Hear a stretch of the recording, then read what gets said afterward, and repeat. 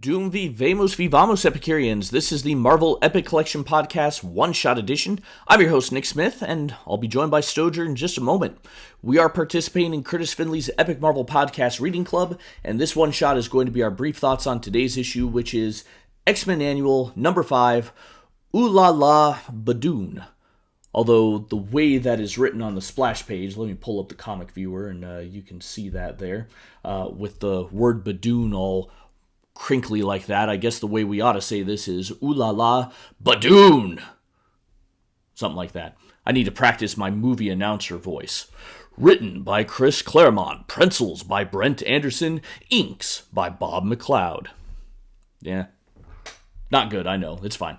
Alright, so we begin in the Baxter Building where the Fantastic Four witness a member of the Shi'ar being hunted down by the Badoon. The Badoon Raiders manage to kill the Shi'ar warrior, and they escape with Mr. Fantastic, the Thing, and the Human Torch as their prisoners. Well, as the Shi'ar warrior lay dying, she informed the Fantastic Four that Lilandra and Archon are threatened by the Badoon, and that they should go warn Xavier. Well, Sue Storm being the only one left, she seeks out the X-Men, who then use Archon's leftover Thunderbolts to travel through dimensions, and I suspect I may have just uttered a brand new sentence. Alright, Cyclops comes up with a plan to have Wolverine, Nightcrawler, and an Empyrean warrior destroy a Stargate that was bringing Badoon invasion forces to Archon's world, while the rest of the team rescues the Fantastic Four and Archon. Now, despite some difficulties, each team succeeds in their tasks, and the Badoon are fought back. And we get a glimpse of the growing affection between some of our X-Men, so that was fun too. Now, even before I started reading this issue, I was thinking, where have I heard that name, the Badoon, before? At first, I thought it was in a Spider-Man comic. I think I was thinking of the Web of Spider-Man issue number 25, but that didn't actually feature the Badoon. So I'm not sure where I personally first encountered them, but looking into them, they were first introduced in 1968 in Silver Surfer number 2. But it seems that they have since played a fairly large role in the Guardians of the Galaxy comics in the mid-2010s. As for this particular issue, the story's fine. It may be a tad long, but I enjoyed it for the most part. There's some good character elements, although Sue Storm seems to be in the housewife mode before John Byrne really began to rehabilitate her character. We know that Stan did his best to make Sue relevant in the early comics, but those were also still a product of their time, and I feel like the treatment of Sue as just being a woman and a mother got even worse after the birth of Franklin. We're getting to the point in time where Sue will shift from being the invisible girl to being the invisible woman and really kind of becoming one of, if not the most important characters of the Fantastic Four. So that's on the horizon, so this is a low point for Sue Storm, I think. We'll worry about her more when we get to Fantastic Four issues. I do like how we have a growth of feelings between Kitty and Colossus in this, but also a growing dark side that we get from Colossus. He has his own berserker rage breakout, which that was kind of interesting to see. We've kind of seen that growing not anger necessarily, but growing determination for him to not just be pushed around anymore as he had been for a while, and I think we get another instance of that in this issue. Okay, those are my thoughts for this issue. Let's pass this on to Stojr, and we will get his thoughts, and I'll be back in a moment to wrap things up. X-Men King Size Annual number 5, guest starring Fantastic Four, where the X-Men and the Fantastic Four have to travel to the world of Archon to fight off the invading Badoon. Overall, I thought this was a really fun team-up issue with some, intergalactic, villains to fight with. This Badoon invasion gives the X-Men and Fantastic Four, a meaty threat to team up against. But there are some writing quibbles that I have in here. First, I guess, would be that Sue Storm is very much the invisible girl and not the invisible woman in this storyline. And that might have been still where she was at creatively at that time. I'd have to kind of go back and look at the Fantastic Four issues. And I know that Byrne had just started writing her in his Fantastic Four comic at this time.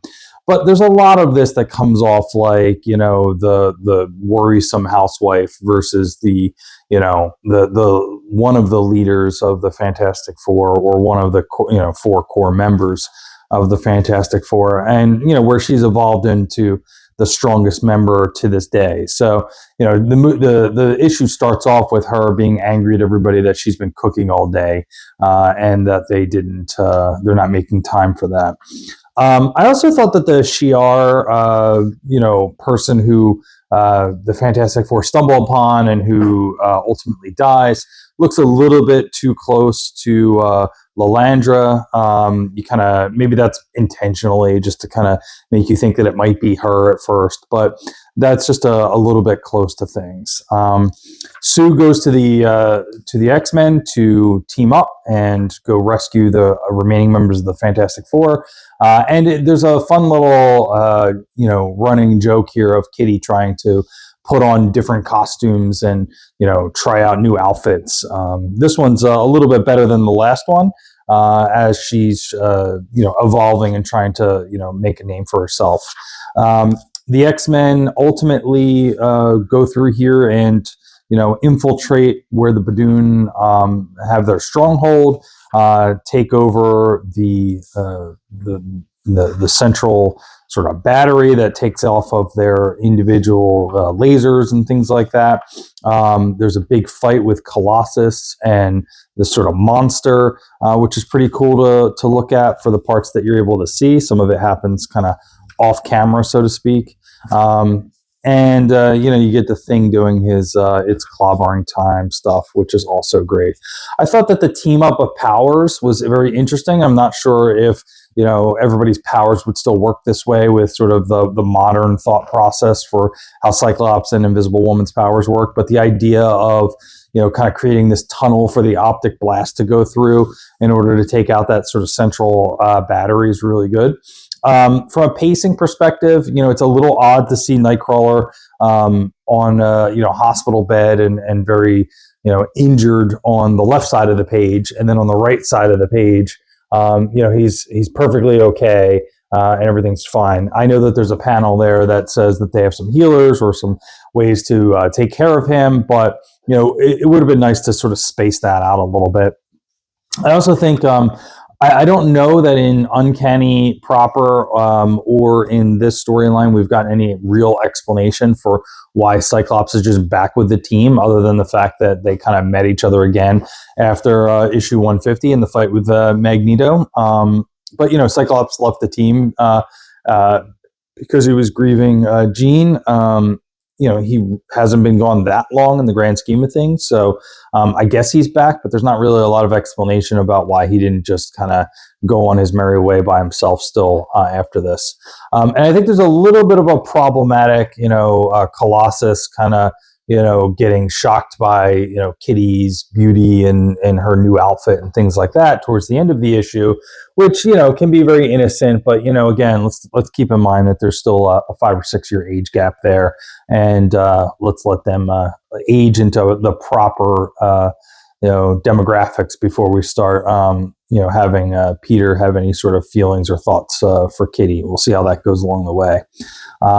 I did like that Archon and Storm kind of have this little budding relationship. As we go across all of these different issues recently, it's very interesting how Storm is very desirable across the Marvel Universe, right? You have Archon here, you have the Black Panther that we had in one of the Marvel team-up issues recently, and then you also have Doom kind of flirting with her, or the Doom bot flirting with her, depending on how you look at that retcon over time. Overall, fun issue. Art is really solid. No complaints. I think that Brent Anderson does a pretty decent job of that Marvel house style from back in the 70s. Everything looks good. I think his Wolverine looks pretty cool. The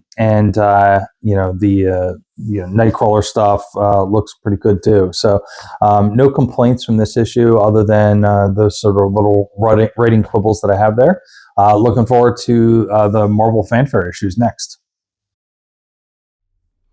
All right, thank you, Stojr, and thank you, the audience, for watching and listening. We'll be back again tomorrow with another one-shot, and you can check us out on YouTube, where we post the episode schedules and currently have a poll for you to choose which Epic Collection we will read and review in March. Check that out, and go ahead and subscribe to this channel if you like what we're doing. I've put Stojr and my link trees in the description if you ever want to find us on the internet. So thanks again, and we'll catch you next time for another episode that will be just as epic.